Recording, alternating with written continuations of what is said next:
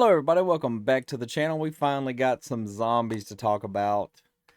But before we get into the zombies, we have recently finished up all the dragons in the main, like what we all would call standard sets and core sets.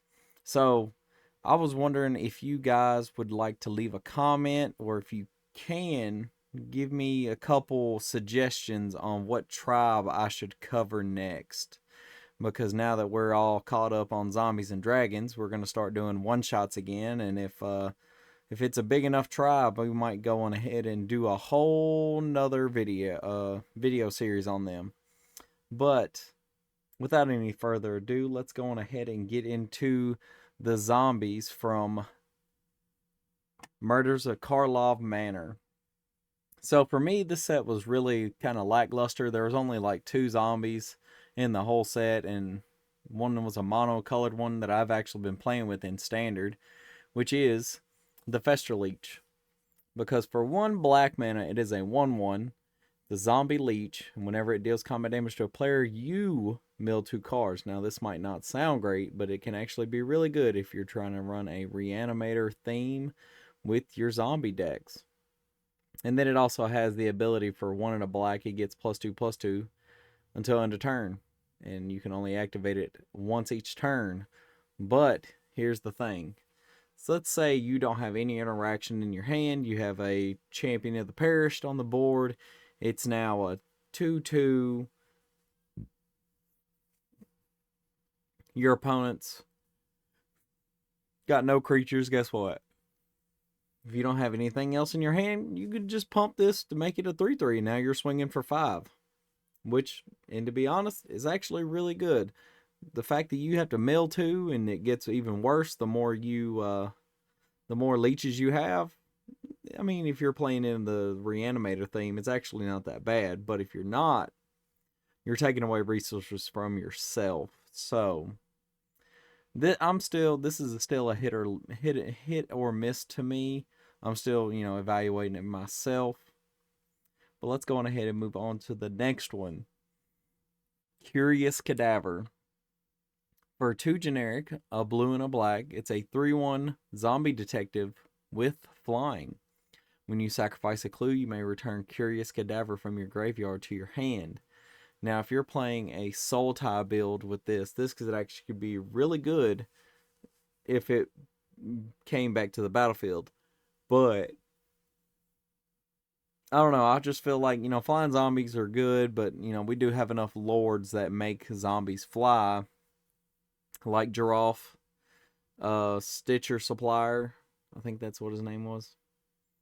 And the Amalgam that makes them fly. That, it makes... Or Wonder, because I play Wonder in my zombie decks. That I just don't know if this being a 3/1 with fly, that you have to build around a clue centric base deck to be able to take advantage of it. But that's just my personal thoughts on it. And now we're going to move into the commander decks for Karlov Manor, Murders at Karlov Manor.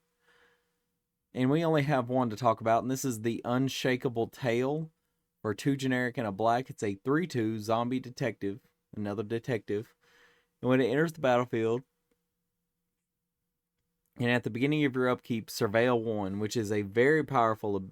To me, this is great. This is on par with just a brainstorm almost. I mean, it's not that powerful, but it's, in similarity, this is an opt you get every turn, pretty much.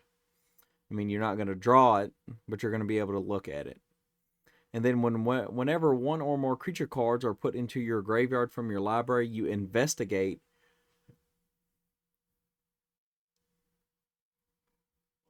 And then he has another ability for 2 generic, and sack a clue, and you can return it from your graveyard to your hand. Now, me personally, I feel like this would do better than the Amalgam, but they could also work in tandem together, because now you're getting 2 cards for the price of 1 clue. So if you're going to run this in a deck, I would actually consider running the Curious Cadaver alongside it, especially if you're in a blue-black deck, because then you can take advantage of, well, one creature went to the graveyard. And specifically, this works great because it's on the ability. So say, you're going to go on ahead and surveil, you're going to throw a creature into the graveyard, now you get a clue. So then that just makes it even better. Because if you're doing multiples, then it doesn't do it one per turn. It's just, if you can get single instances of one creature at a time going into your graveyard, then you really start racking up those clue tokens. And now we're going to move into the clue set. And we have one card from the clue set that we got that was a new card, and is a Sludge Titan for 4 generic, a hybrid black green, and 2 hybrid black greens. And it is a 6/6 zombie giant with trample. Whenever it enters the battlefield or attacks, mill 5 cards. You may put a creature card or land card from among them into your hand. Now, in a Sultai build or in just a green-black build,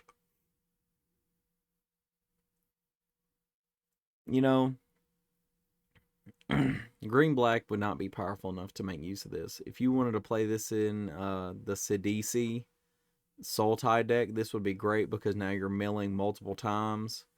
If you can find a way to keep it attacking, especially if you have a big commander game going, you can return a creature or a land if you're missing your land drops.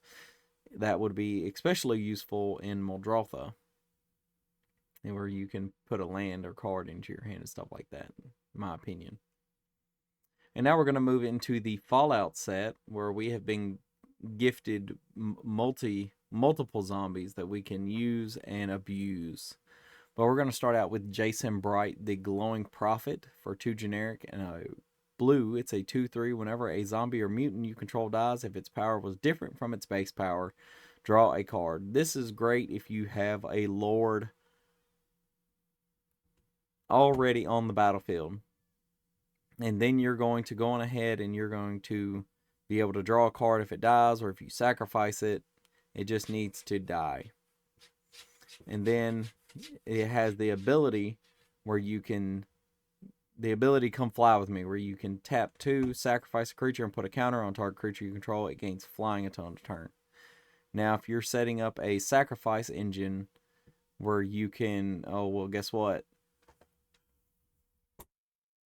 You can sack an artifact or something to like a KCI or something, where you get 2 colorless. You can get whatever colorless you can out of it, which is Ashnod's Altar. There we go. That could also be pretty good.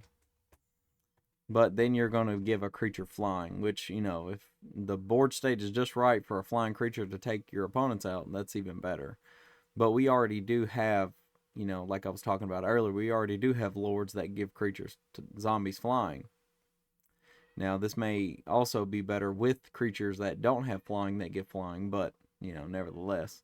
But it nonetheless is still a good draw. It has a good high ceiling, but it has a really low floor.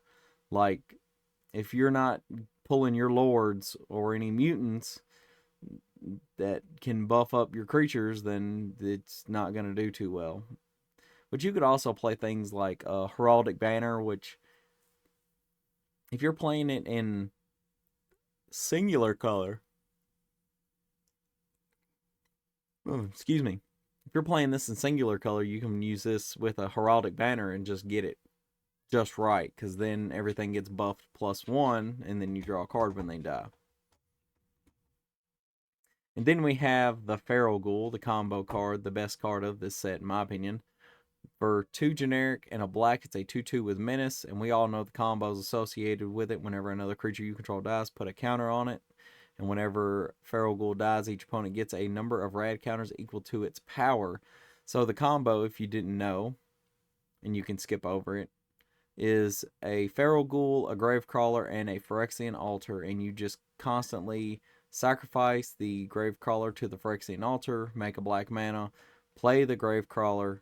Well, now the Feral Ghoul has seen a creature die, so you put a counter on it, and then you consistently do that until they have 100 counters on the Feral Ghoul, and then you just sack the Ghoul and make all of your opponents just mill out whenever and it gets to their turn. And then when they go to draw, that's it. Hancock Ghoulish Mare. I've had my eye on this one since I've seen it spoiled. For 2 generic and a black, this is a 2/1 legendary creature, zombie mutant advisor. Each other creature you control that's a zombie or mutant gets +X, where X is the number of counters on Hancock Ghoulish Mare.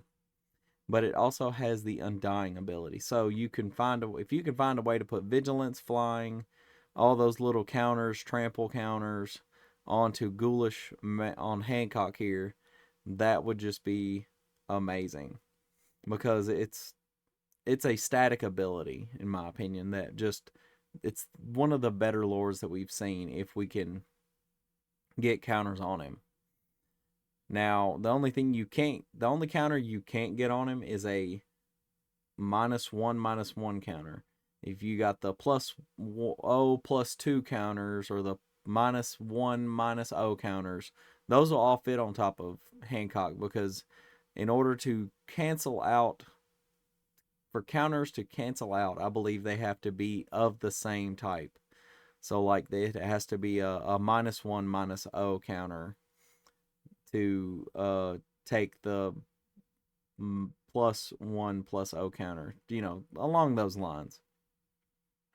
So a +1/+0 counter and a minus +0/+2 counter, they'll just continuously stack and give you benefits. But so will the Vigilance, Flying, Menace, Lifelink, and so on and so on. But unfortunately, this does not affect him. So if you just really wanted to get him big, you got to start throwing equipments on him. And then we have the glowing one for 2 generic and a green. It's a 2/2 with Death Touch. Whenever it deals combat damage to a player, they get 4 rad counters. Whenever a player mills a non-land card, you gain a life, which is actually really good, because if you're finding a way to just consistently get your opponent's rad counters, you're getting more value the longer they have to mill. Tato Farmer for 2 generic and a green. It's a 1/4 with landfall. Whenever a land enters the battlefield under your control, you may get 2 rad counters. And I've watched recently the Game Nights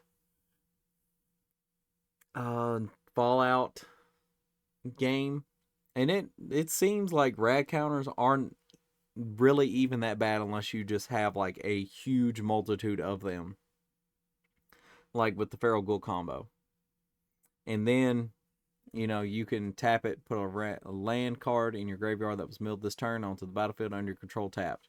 It's actually pretty good, in my personal opinion, because, for me, I feel like zombie decks are pushed to make a board state and not get a good mana situation set up. Like, usually, if you're in mono black, or if you're in blue black or Sultai, your lands, unless you're playing that green color in Sultai, you're looking to make sure you hit your land drops. And with the Tato Farmer and making sure you get rads, that's just going to help even more. And then finally, we have Raw Troubleshooter for 1 generic, a blue and a black. It's a 1/4 legendary creature zombie mutant rogue.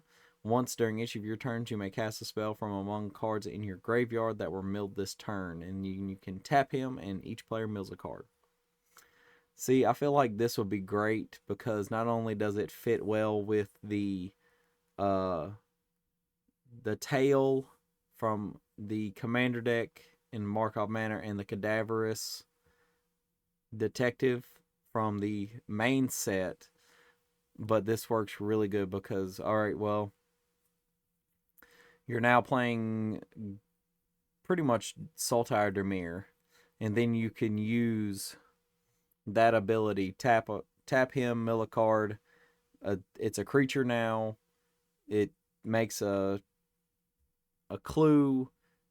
and all that good stuff, and you just keep the value train rolling off of stuff like that. You discard it and make a clue, stuff like that. And I feel like that could be really, really good if you could find a way to just stack your library and constantly throw those into the graveyard.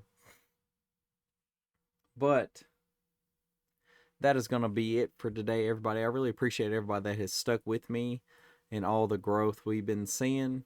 I can't thank you guys enough. And let me know, like I said in the beginning of the video, let me know down in the comments below what tribe you want to see me do next, and we will do our best to try and get that out there as soon as possible. I might see, look in the comments and make a poll to see what we are going to do about that. But for today, that's going to be it, and I'll see you guys next time in the graveyard.